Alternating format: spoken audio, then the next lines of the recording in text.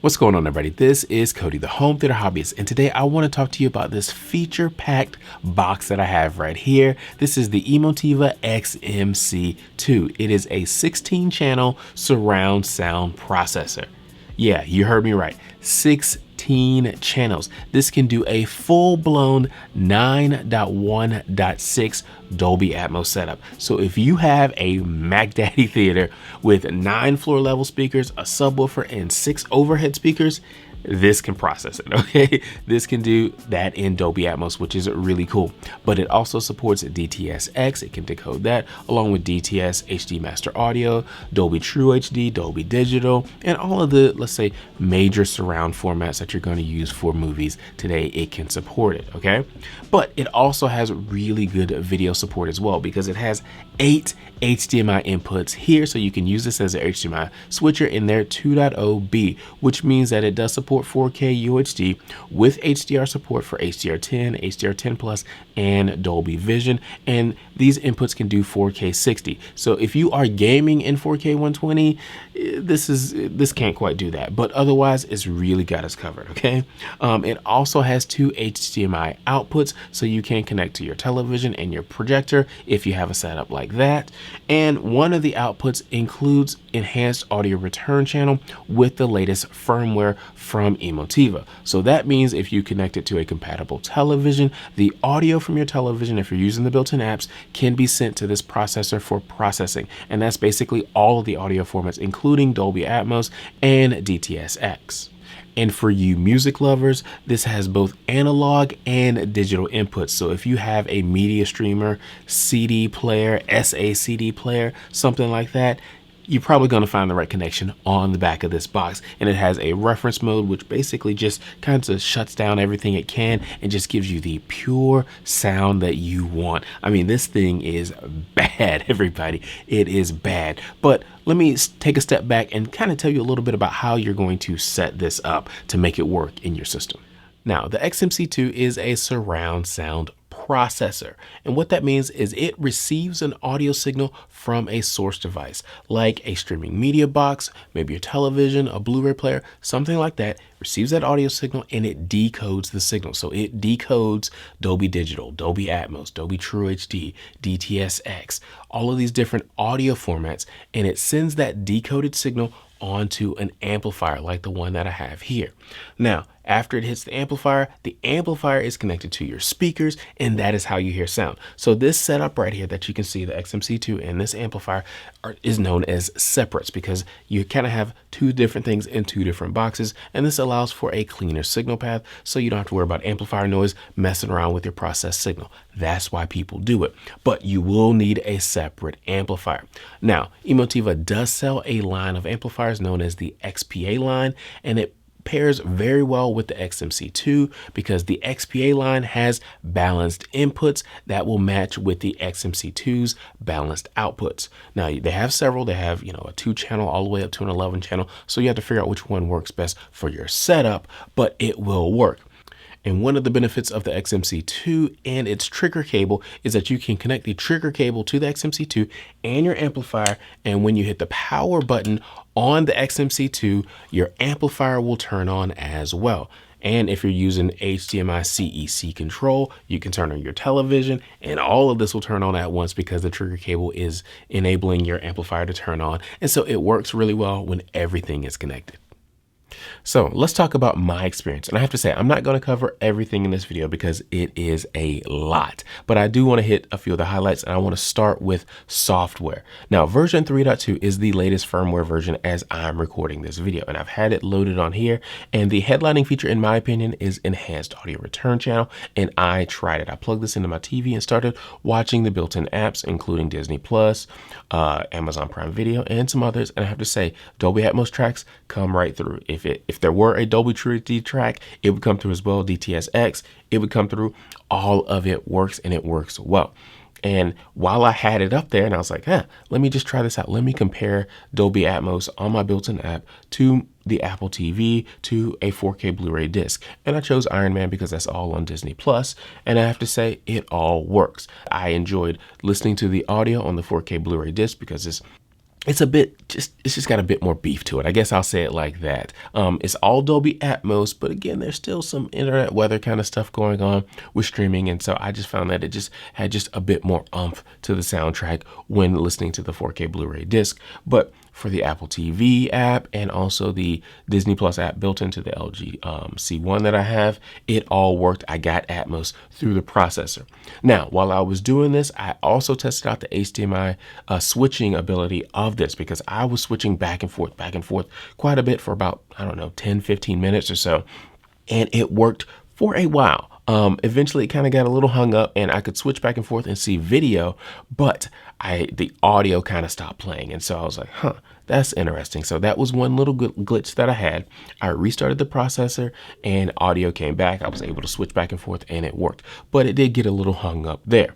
Now, another place where I experienced a little software glitch was with HDMI CEC control, and that stands for Consumer Electronics Control. And what that does is if you have, let's say, an Apple TV box and you have it plugged into your processor and you have the amplifier, connected via the trigger cable and the HDMI connection through the audio return jack and your television, when you push the power button on the Apple TV remote, it'll actually turn everything on. Your television, the processor, the amplifier, everything will turn on like you expect it to. You select volume, mute, it all works. So you only really have to use one remote, and it does work, and it did work. But I took this out of my rack along with my amplifier, because I did a video just a couple of weeks ago showing how you can connect a surround processor and an amplifier, and everything was working before that, but I put everything back in and all of a sudden I could turn everything on, but volume and mute weren't working. And it was kind of weird. I was like, man, what happened? I know I had HDMI CEC working before because I was just using this one remote. And so I, messed around with things, made sure all the settings were correct inside the menu system. Then I decided to restart and unplug everything. And once I did that, it all started working again. The power was working, the volume adjustment was working, mute was working, everything was working with this setup. So I think just something got a little bit wonky in the software once I unplugged and kind of had to plug everything back in. But those are the only two issues that I've had from a software standpoint. Now, the next thing I wanted to try was obviously the sound quality of the XMC-2, but I wanted to compare it to a traditional AV receiver. This is my Denon AVR-X 4400H. It is a receiver from 2018. It's 4K UHD. It's got Dolby Atmos, DTS:X decoding. It's got 9 channels of amplification, but it's got 11 channels of processing. So it's not quite as full featured as the XMC-2, which has 16 channels of processing. Also, this front panel is dimmable. You can turn the light off, which is kind of cool. So this has more features, right? But I wanted to compare the two to really understand how it would sound. And to do that, I also had to run the room correction software. Now, the XMC-2 can run 2 room correction softwares, Room EQ Wizard or Direct Live. And I chose Direct Live because I think it's a better room correction software, and I think it's one of the best out there, if not, well, I'm not gonna say it's the best, but it's definitely one of the best room correction softwares out there. So I ran that with the calibrated microphone that comes in the box with the XMC-2 plugged into a computer, 8 different positions in my room. I'll put a link to a video that Emotiva did telling us how to actually set Direct Live up on the XMC-2 in the description below. But as for the 4400H here, out of the box it came with Odyssey Multi-EQ XT32, but it has been upgraded, or I've upgraded it to the latest Odyssey room correction software called Multi-QX. You have to buy a calibrated microphone to go along with it. And I did the same 8 positions as I did with this microphone in Direct, just so I can get as close as I could to a back-to-back comparison. And I have to say, after doing both of them and just kind of listening to different movies and stuff like that, I didn't do any corrections, first of all. After doing that, I found that I like Direct Live on the XMC more than just the Odyssey, no corrections whatsoever on the X4400H. And that is because the first thing I noticed when I was watching movies especially was that my side surrounds were just really loud compared to the front soundstage with the Denon and Odyssey. Whereas with the Direct, it was weighted the way it's supposed to be weighted. The front soundstage was there and the side surrounds were prominent when they were supposed to be. So an example of that would be, I listened to Hans Zimmer live in Prague. It's a Blu-ray concert that has a Dolby Atmos soundtrack, and it's a bunch of his, greatest hits, kind of, The Gladiator, Pirates of the Caribbean, The Lion King, and all of these different movie soundtracks that he's done. And when I was listening to one of the tracks, it's The Lion King, the gentleman was singing, and he, goes through his set, and at the end, the audience stands up and begins applauding, because that's what you do when you're at a concert. And so obviously you can hear the applause in the side surrounds, and it was overpowering with the X4400H. But when I moved over to the XMC running direct, the audience applause kind of faded in like you would expect, and it sounded right. It was proportional to the front soundstage. It wasn't too loud. It wasn't overpowering. It just sounded just right. And I liked that. I thought that was a very good presentation. Now, like I said, I could have adjusted the Odyssey volume and levels and stuff like that to make it more appropriate, but I didn't have to with the direct. It was kind of where it was supposed to be. And that was borne out when I was watching movies as well. Just in general, I thought that the XMC-2 and Direct Live just had a much more discrete soundstage. So as, let's say, a dinosaur in Jurassic Park is moving from left to center to right and, moving back across the front soundstage, it was moving through the speakers like I would expect it to. Whereas with the Denon and the latest Odyssey, there was just a little bit more sonic bleed through all of the speakers. And so that was one of the main differences I noticed, especially when watching movies, was there was just a bit more what I'll call sonic bleed through the speakers when things should have been a bit more discreet. The other thing I noticed though was that the treble presentation is just a little bit better with the XMC-2, again, compared to my Denon. When watching Jurassic Park, and that's the first scene where you see the Tyrannosaurus Rex, and he's kind of just making some mouth noises.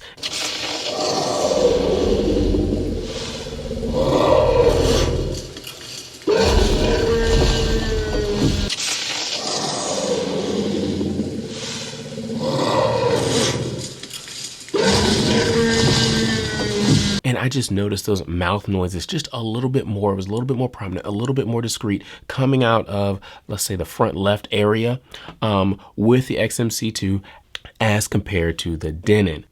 So that's what I noticed. It's a bit more discreet and there's nice treble presentation. Now, when listening to Atmos, I was running 4 channels of Atmos at different times just to kind of see how it would sound between the two processors, and I like them.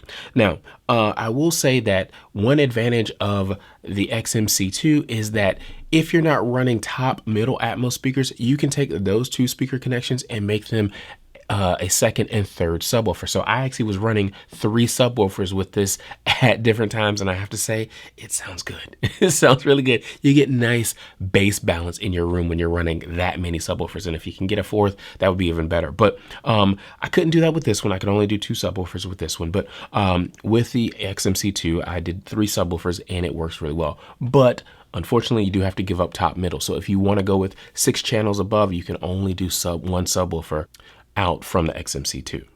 So overall, I would say with movies, the difference between the XMC-2 and this Denon when running their respective room calibration software is probably, 15 to 20%. I mean, it's a pretty big difference, especially when you're talking about one's really loud in your ear and you can mess around with, the levels and stuff like that. But I found it to be pretty substantial. And I should mention one other thing. As far as amplification was concerned, I was running my Monoprice Monolith 7-channel amplifier when I was using both of these. Processing only in both of these and amplification with that Monoprice, okay? Now, let's move on to music. And again, I listen to Hans Zimmer in Dolby Atmos and also in 2-channel. And honestly, that's where the differences weren't as great between these two. I would say it was probably maybe a 5% difference, and it was mainly in the treble, and that there was just a little bit greater treble performance with the XMC-2 compared to the Denon, both in their reference stereo mode. So really trying to cut down any extra processing and giving you that clean, pure sound. I like them both, and honestly, I think that the XMC-2 does a little bit better job. Like I said, just a little bit more treble performance, but it also gives you a few more connections along back for your 2-channel stereo with some analog and digital inputs. So if you want the greatest flexibility, obviously go with the XMC-2. It's a great sounding processor. It really doesn't add too much to it, but you get a nice discrete sound, especially when watching movie content in multi-channel. Now, everything is not perfect on the XMC-2. The biggest downside, in my opinion, is its remote. First and foremost, it is not backlit. I would love it if when you pick this thing up, it would automatically light up, or if it had just a button on the top so you could actually turn the lights on so you could actually see in the dark. Because as you see with this remote, all the buttons look about the same. The volume button is like over here on the right, which is kind of nice, so you can kind of find where it is, but I wish volume up and down were larger buttons and maybe down here in the center, but it would just be easier if it was backlit. But my other concern with this is the remote itself is actually pretty large. Here I have it compared to my Denon AVR remote, and you can see it's actually just a little bit taller. That's not that big of a deal, but it is actually wider than my Denon remote, because as you can see here, the Denon remote basically disappears behind the XMC-2 remote because it is so wide, and it's pretty flat on the back. Okay, so when you put it in your hand, it doesn't like curve to the contour of your hand, right? It's actually pretty flat, so it feels pretty large in the hand, and it's also made of metal, where a lot of remotes like the Denon remote, my LG TV remote, stuff like that, they're made out of plastic. So this is actually a bit heavier than those remotes. Now, I think they chose metal because it's got the same, sort of metal as the front of the XMC-2 processor, which is pretty cool. But honestly, I wish the remote itself was smaller. That way they could still potentially use metal, but it would also be lighter, right? Because like the Apple TV, it's got a metal remote, but it's smaller, and so you don't really notice the weight as much. So I wish this was smaller, and I wish it was backlit. So the XMC-2 is a great processor. It's $24.99 as I record this video, and that is competitively priced. I mean, you get 16 channels of processing, including 2 assignable for either top, middle, Atmos speakers, or 2 additional subwoofers. Tried it, it works, it's great. And you also get 8 HDMI inputs, so you can basically plug everything in. Now, if you're a gamer and you want to do 4K 120 gaming, I suggest instead of using the HDMI inputs on this, since it can't do 4K 120, I would plug directly into your television if you have an extra port, and then use that enhanced audio return channel connection between this and your television to get that sweet lossless audio. That's what I would do. But it has direct live, so that's great. I mean, it's got all the great features that you're basically looking for, especially if you're into watching movies and listening to music. The only downside is, again, the HDMI inputs. I wish they were HDMI 2.1. And like I said, the remote's a bit big and a bit heavy. I wish it was a little bit smaller, and I wish it was backlit. But otherwise, I don't really have any issues recommending it because I've had a great time with this, and I'm going to have to ship this back, but I'm going to try to hold on to it for a little bit longer because this is a great processor. So if you have any questions, drop them in the comment section below. Also, don't forget to hit that like button, subscribe, and that notification bell so you'll be alerted anytime I upload new content. Thank you guys for watching. I'll talk to you next time.